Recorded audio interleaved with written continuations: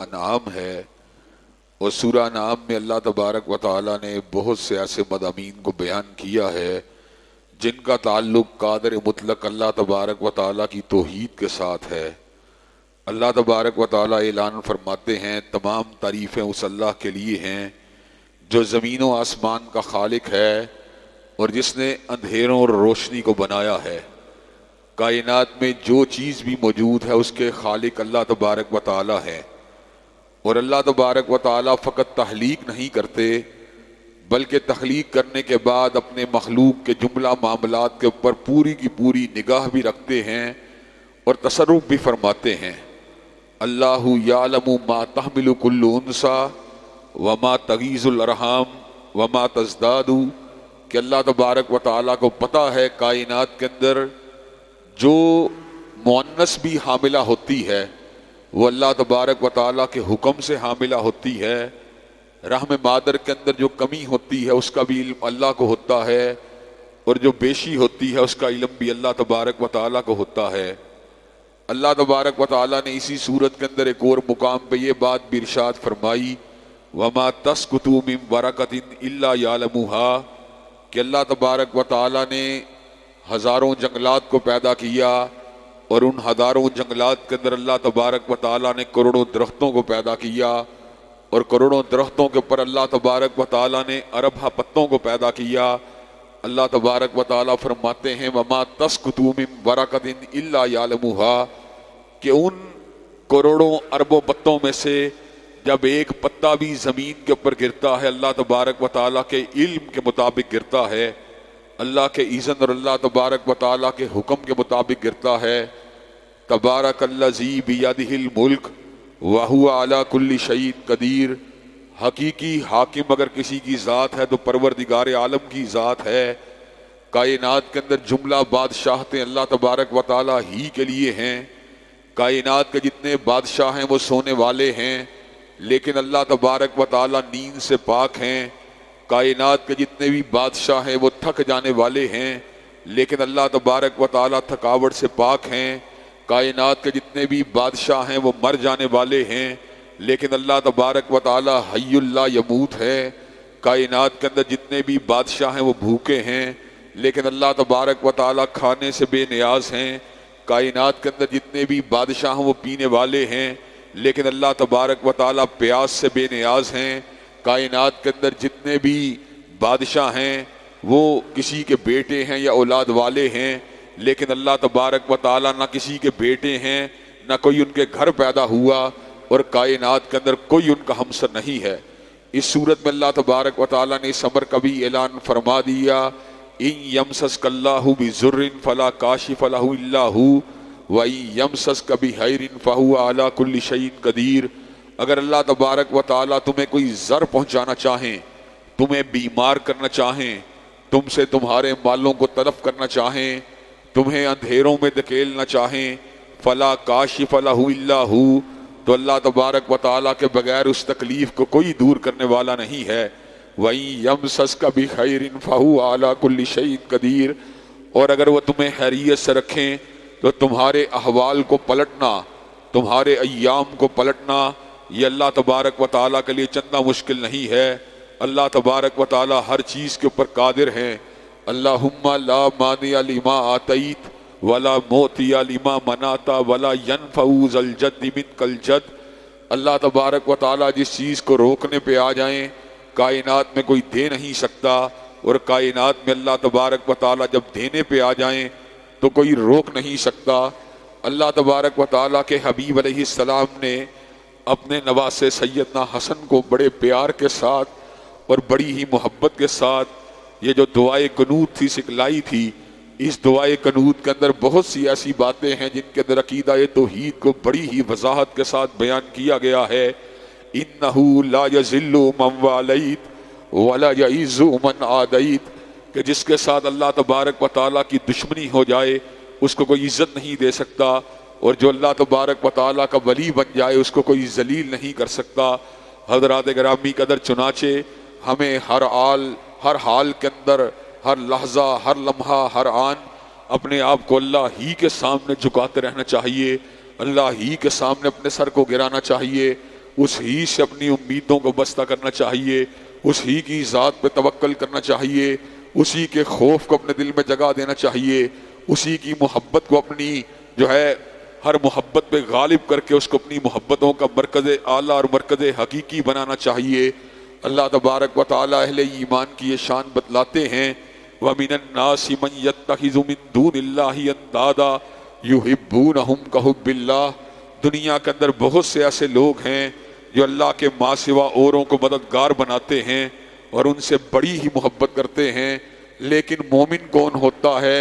وَالَّذِينَ آمَنُوا أَشَدُّ حُبًّا لِلَّهِ۔ مومن و مسلمان کی محبت اللہ کے ساتھ بڑی ہی شدید ہوتی ہے، وہ کائنات کی ہر محبت کو اللہ تبارک و تعالیٰ کی محبت کے اوپر قربان ہونے کے اوپر اور قربان کرنے کے اوپر آمادہ و تیار ہو جاتا ہے۔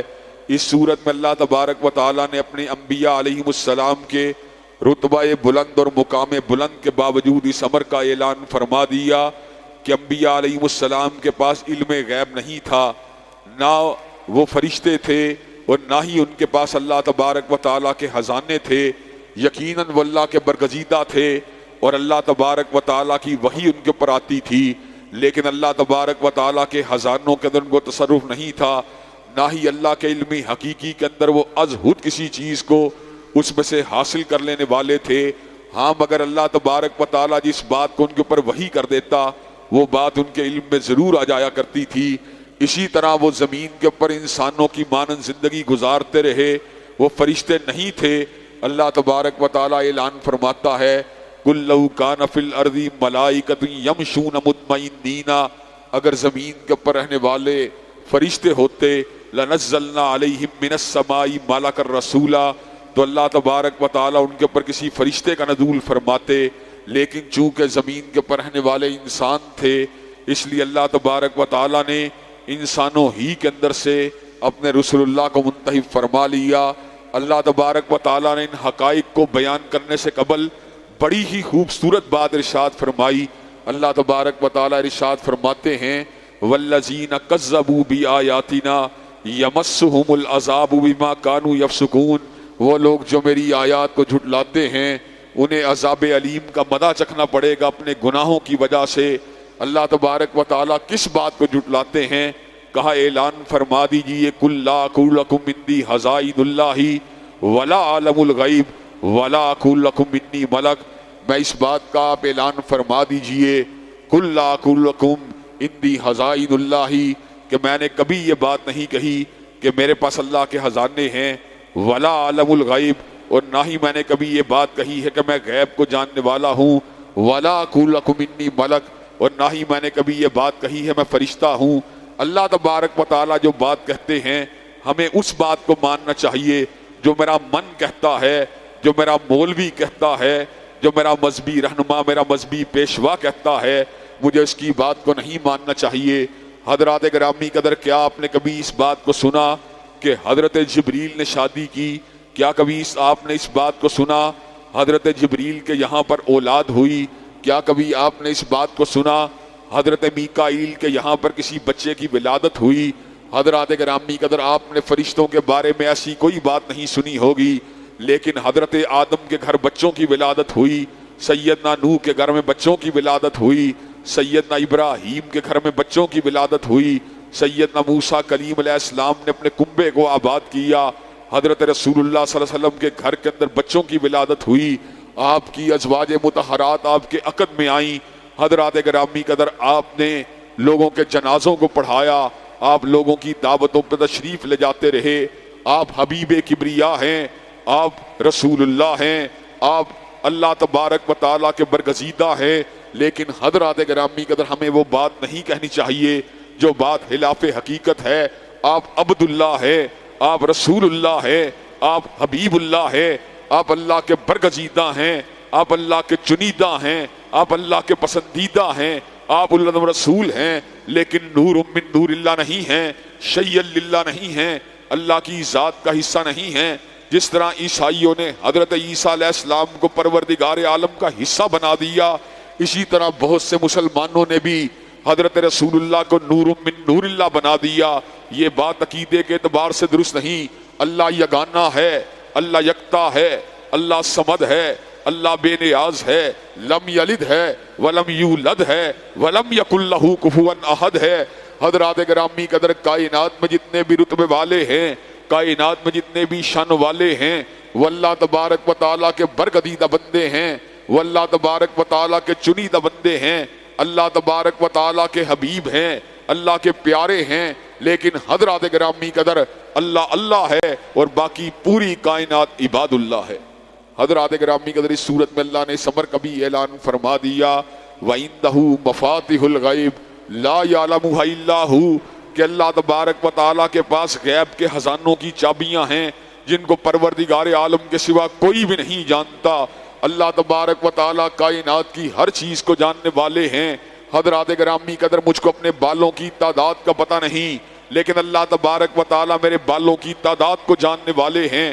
مجھے اپنی شریانوں اور وریدوں کی تعداد کا پتہ نہیں، لیکن اللہ میرے شریانوں اور وریدوں کی تعداد کو جاننے والے ہیں۔ میں نے ایک گھنٹے میں کتنے سانس لیے مجھے کچھ علم نہیں، لیکن میرے یوم ولادت سے لے کر آج کے دن تک میں نے جتنے سانس لیے میرے پروردگار عالم کو ہر بات کا پتہ ہے۔ حضرات گرامی قدر، مجھ کو اپنی 100-150 سال پہلے جس دادا یا پردادا کے جسم کے اندر میرے وجود موجود تھا، مجھے اس دادا کے نام کا پتہ نہیں، لیکن حضرت آدم کی ذات سے لے کر آج کے دن تک میرے نسب نانے میں جتنے دادے پردادے ہیں، پروردگار عالم کو سب دادوں پردادوں کا پتہ ہے۔ حضرات گرامی قدر، میں اپنی کتنی ہنسیوں کو بھول گیا، لیکن پروردگار عالم میری کسی ہنسی کو نہیں بھولے۔ میں کتنے ہی آنسوؤں کو بھول گیا، لیکن پروردگار عالم کسی آنسو کو نہیں بھولے۔ حضرات گرامی قدر، میں اپنے دل کی کتنی ہی دھڑکنوں کو فراموش کر گیا، اپنی کتنی ہی خواہشات کو بھول گیا، لیکن پروردگار عالم میری کسی خواہش کو نہیں بھولے۔ لا یضل ربی ولا ینسا، نہ میرا رب کبھی بھولا ہے نہ کبھی گمراہ ہوا ہے۔ حضرات گرامی قدر، سیدنا موسیٰ کلیم جس وقت فرعون کے دربار میں دعوت توحید کو لے کے آئے، فرعون بڑا ہی چال باز تھا، بڑا ہی چالاک تھا، بڑا ہی مکار تھا۔ اس نے سیدنا موسیٰ علیہ السلام کے بارے میں اپنی قوم کو برگشتہ کرنے کے لیے اور ان کے خلاف متنفر کرنے کے لیے بڑا ہی عجیب سوال کیا۔ کہنے لگا، فما بال القرون الاولیٰ، جو لوگ دنیا سے چلے گئے ہیں ان کے بارے میں آپ کا موقف کیا ہے؟ سیدنا موسیٰ کا جواب سونے کے پانی سے لکھنے کے قابل ہے۔ کہا، علمھا عند ربی فی کتاب لا یضل ربی ولا ینسا، ان کا علم پروردگار عالم کے پاس ایک کتاب کے اندر موجود ہے۔ لا یضل ربی ولا ینسا، نہ میرا رب کبھی بھولا ہے نہ میرا رب کبھی گمراہ ہوا ہے۔ حضرات گرامی قدر، اس صورت میں پروردگار عالم نے حضرت ابراہیم علیہ السلام نے جو اللہ تبارک و تعالیٰ کی معرفت کا عظیم الشان سفر کیا، اس سفر کے بارے میں بڑی خوبصورت انداز کے اندر بیان فرما دیا۔ حضرت ابراہیم علیہ السلام کی قوم کے لوگ بت پرست تھے۔ سیدنا ابراہیم علیہ السلام گونگے اندھے بہرے بتوں کی حقیقت کو پہچان گئے، اور آپ نے اس بات کو واضح فرما دیا کہ میں بتوں کے سامنے نہیں جھک سکتا، میں بتوں کو کبھی اپنا معبود اور اپنا جو ہے اپنا خدا نہیں مان سکتا۔ حضرات گرامی قدر، اجرام سماویہ کے اوپر بڑی سنجیدگی کے ساتھ اور بڑی ہی اعتدال کے ساتھ آپ نے ان کی حقیقت پہ غور کیا۔ ستارے کو دیکھتے رہے، ستارہ چمکتا رہا، جب رات گزر گئی ستارہ ڈوب گیا۔ سیدنا ابراہیم علیہ السلام نے سمر کا اعلان فرما دیا، لا احب الآفلین، جو ڈوب جائے مجھے اس سے محبت نہیں ہو سکتی۔ چاند کو چمکتے دیکھا، مسکراتے دیکھا، دمکتے دیکھا، جب چاند بھی ڈوب گیا سیدنا ابراہیم نے سمر کا اعلان فرما دیا، لئن لم یہدنی ربی لاکونن من القوم الضالین، اے میرے پروردگار، اگر آپ نے میری رہنمائی نہ کی تو میں بھی ان کے جھوٹے پراپیگنڈے کا کہیں میرے پہ کوئی اثر مرتب نہ ہو جائے۔ حضرات گرامی قدر، سورج کو چڑھتے دیکھا، دھمکتے دیکھا، ابھرتے دیکھا، اور اس کو نصف النہار کے اوپر پہنچتے دیکھا، دنیا کو اس کو منور کرتے ہوئے دیکھا، اس پہ اپنی نگاہوں کو جما لیا۔ جس طرح سورج کو عروج ملا، سورج کو ڈھلتے دیکھا، گرتے دیکھا، اور حضرات گرامی قدر پھر اس کو غروب ہوتے ہوئے مغرب کے دامن میں اترتے دیکھا۔ سیدنا ابراہیم علیہ السلام پہچان گئے، اجرام سماویہ کے اندر کوئی خالق و مالک ہونے والی تاثیر موجود نہیں ہے۔ اس امر کا اعلان فرما دیا، انی وجہت وجہی للذی فطر السماوات والارض حنیفا وما انا من المشرکین، میں اپنے چہرے کا رخ جو ہے وہ سورج کی طرف نہیں کرتا، چاند کی طرف نہیں کرتا بلکہ اب ستارے کی طرف نہیں کرتا.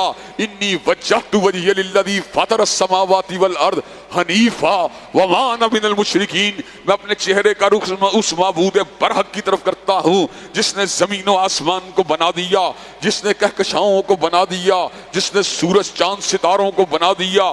انی وجہت وجہی للذی فطر السماوات والارض حنیفا وما انا من المشرکین. میں یک طرفہ جو ہوں مسلمان ہوں اور میں کبھی شرک کی حمایت نہیں کر سکتا. حضرات گرامی قدر, اس صورت میں اللہ تبارک و تعالیٰ نے اس بات کا بھی ذکر فرما دیا لا تدرکہ الابصار وہو یدرک الابصار, کہ آنکھیں اللہ تبارک و تعالیٰ کو پا نہیں سکتی لیکن پوری کائنات کو اور پوری کائنات کی ہر آنکھ کی ترچھے پن کو اور سیدھے پن کو دیکھنے والی ذات پروردگار عالم کی ذات ہے. حضرات گرامی قدر, اللہ تبارک و تعالیٰ نے اپنے چہرہ پر جلال کے سامنے آگ یا نور کے 70,000 پردے جو ہیں اپنی اور اپنی مخلوقات کے درمیان تانے ہوئے ہیں. پروردگار عالم اگر ان پردوں کو اپنے چہرہ پر جلال کے سامنے سے ہٹا دیں تو اللہ تبارک و تعالیٰ کی نگاہوں کی تمادت و جلال کی وجہ سے اللہ کی پوری مخلوق جو ہے وہ جل کے راکھ ہو جائے. اللہ نے اپنی مخلوق کے تحفظ کے لیے اور اپنے چہرے اور اپنی شان کی جلالت کے مطابق 70,000 نور اور اپنے نور یا آگ کے پردوں کو تانا ہوا ہے. حضرات گرامی قدر, لیکن ایک وقت وہ بھی آ جائے گا جب جنتی جنت میں چلے جائیں گے, جب حوروں کی رفاقت مل جائے گی, جب غلمان کی خدمت مل جائے گی, جب حریر و دیبا کے لباس مل جائیں گے, جب حوروں کی رفاقت مل جائے گی. ایسے عالم میں جنتیوں سے اللہ تبارک و تعالی اس بارے میں استفسار کریں گے اب کسی اور نعمت کی ضرورت تو نہیں. جنتی سوچیں گے اب کیا نعمت ہے جو باقی ہے. اللہ تبارک و تعالی پیار کے ساتھ اور اپنائیت کے ساتھ اپنے چہرہ پر جلال کے سامنے سے پردوں کو ہٹا دیں گے. وجوہ یومئذ ناظرہ الی ربہا ناظرہ, آنکھیں چمکتی ہوئی, چہرے چمکتے ہوئے اپنے پروردگار عالم کا دیدار کریں گے اور ان کو اس دیدار کرنے کے اندر کوئی دقت پیش نہیں آئے گی. حدیث پاک کے مطابق جس طرح آسمان کے چاند کو اور آسمان کے سورج کو دیکھنے کے اندر پوری مخلوق کو کوئی دقت پیش نہیں آتی, اسی طرح اللہ کے چہرہ پر جلال کو اور اللہ کی ذات بالا صفات کو جنتی جب جنت میں دیکھیں گے بغیر دقت کے دیکھیں گے.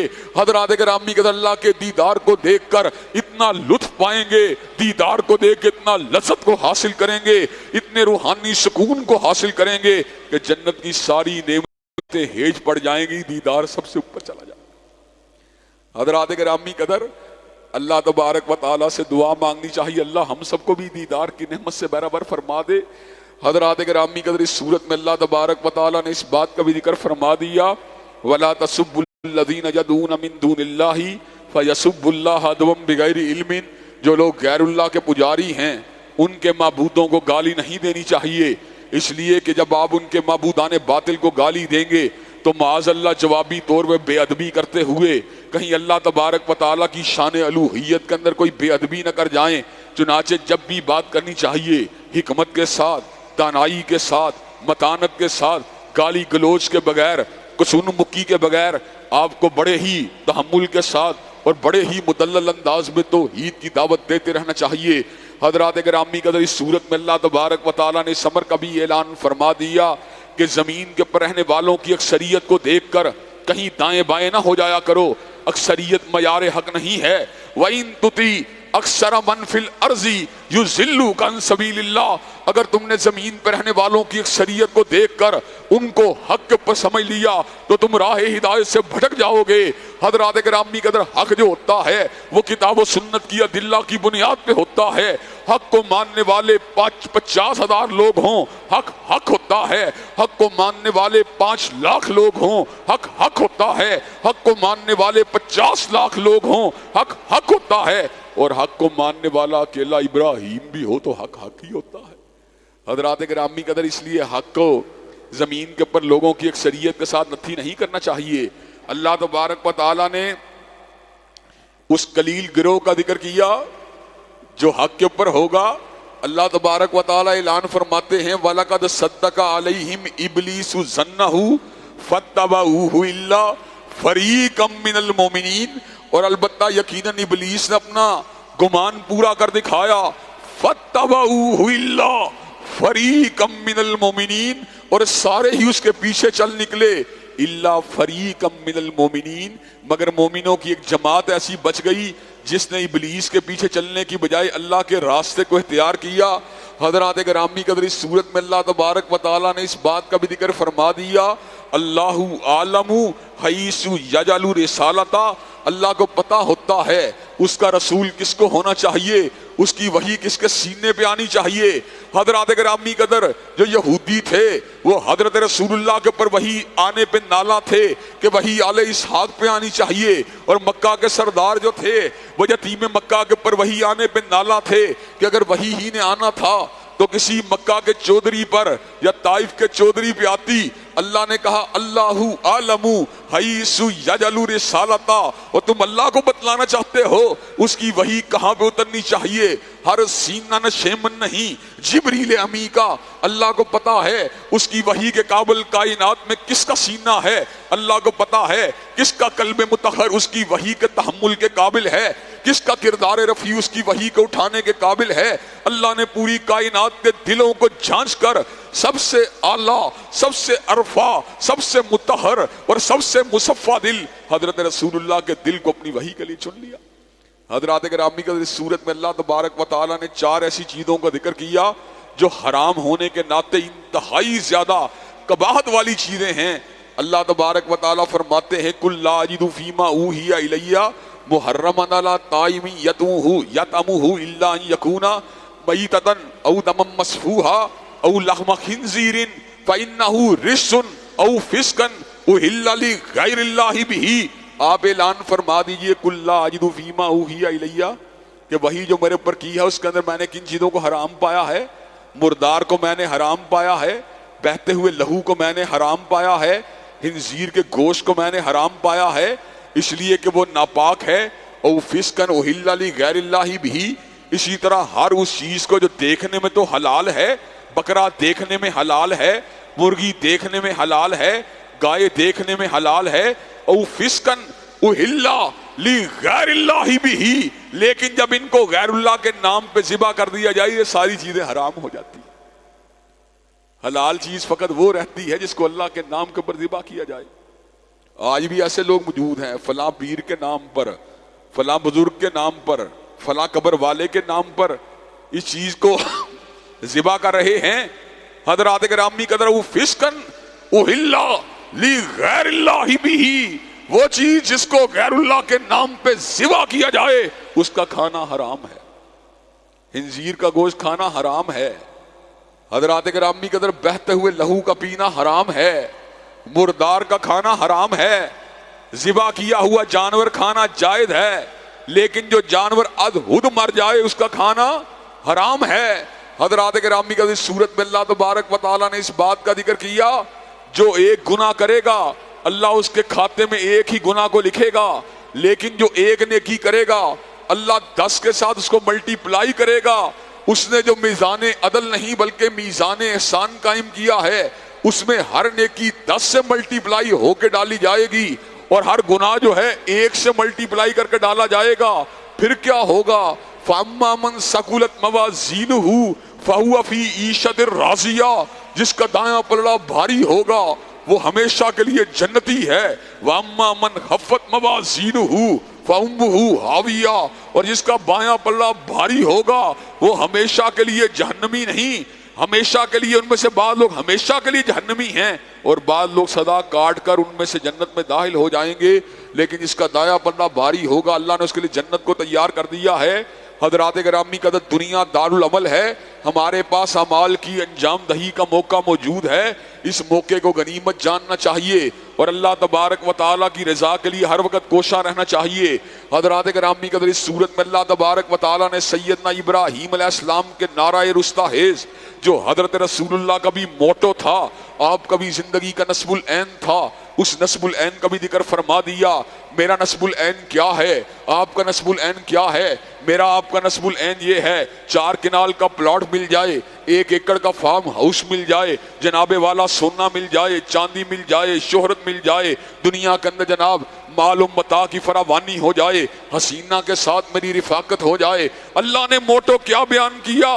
قل ان صلاتی و نسکی و محیایا و مماتی للہ رب العالمین، آپ اعلان فرما دیجئے بے شک میری نمازیں، بے شک میری قربانیاں، بے شک میرا جینا، بے شک میرا مرنا سبھی کچھ اللہ رب العالمین کے لیے ہے، لا شریک لہ، نہ اس کی ذات میں اس کا کوئی شریک ہے، نہ اس کی صفات میں کوئی اس کا شریک ہے، نہ کوئی اس کے اسماء میں اس کا شریک ہے، لا شریک لہ وبذالک امرت وانا اول المسلمین، اور مجھے اسی بات کا حکم دیا گیا ہے کہ میں اس بات کا اعلان کرتا رہوں، وانا اول المسلمین، اور جب تک میں زندہ ہوں اللہ کی تابعداری کو اختیار کرتا رہوں گا۔ ہم سب کا بھی موٹو یہی ہونا چاہیے، انا صلاتی و نسکی و محیایا و مماتی للہ رب العالمین، بے شک ہماری نمازیں، بے شک ہماری قربانیاں، بے شک ہمارا جینا، بے شک ہمارا مرنا سبھی کچھ اللہ رب العالمین کے لیے ہے۔ میری زندگی کا مقصد تیرے دین کی سرفرازی، میں اسی لیے مسلمان، میں اسی لیے نمازی، یہ ہماری زندگی کا موٹو ہونا چاہیے، یہ ہماری زندگی کا نصب العین ہونا چاہیے کہ رضائے الہی کو حاصل کر لیا جائے، اللہ کی خوشنودی کو حاصل کر لیا جائے، اللہ تبارک و تعالیٰ کی رضوان کو حاصل کر لیا جائے، اپنے گناہوں کو بخشوا لیا جائے، اس کی رحمت، اس کی برکت اور مغفرت کو حاصل کر لیا جائے، اس کی قربت کے راستوں کو تلاش کر لیا جائے، اس کی قربت کے راستوں کے پر سفر کر لیا جائے۔ اللہ تبارک و تعالی ہم سب کو صراط مستقیم پہ چلنے کی توفیق دے۔ وآخر دعوانا الحمدللہ رب العالمین۔ الحمدللہ رب العالمین الرحمن الرحیم مالک یوم الدین، ایاک نعبد و ایاک نستعین، اہدنا الصراط المستقیم صراط الذین انعمت علیہم غیر المغضوب علیہم ولا الضالین آمین۔ الف لام میم اللہ لا الہ الا هو الحی القیوم وإلہکم الہ واحد لا الہ الا هو الرحمن الرحیم۔ اللہم صلی علی محمد وعلی آل محمد کما صلیت علی ابراہیم وعلی آل ابراہیم انک حمید مجید۔ اللہم بارک علی محمد وعلی آل محمد کما بارکت علی ابراہیم وعلی آل ابراہیم انک حمید مجید۔